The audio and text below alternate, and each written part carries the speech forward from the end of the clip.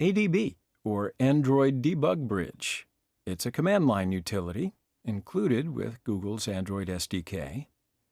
ADB can control your device over USB from a computer, copy files back and forth, install and uninstall apps, run shell commands, and many more things. So let's go ahead and install ADB into Kali. So you go to Kali, open the web browser, search for Install ADB Kali. Click on the first website, scroll down a bit, and we'll first update the packages. So open the terminal screen and switch user to root. Run apt update. Now install ADB with the atp get install Android tools ADB command.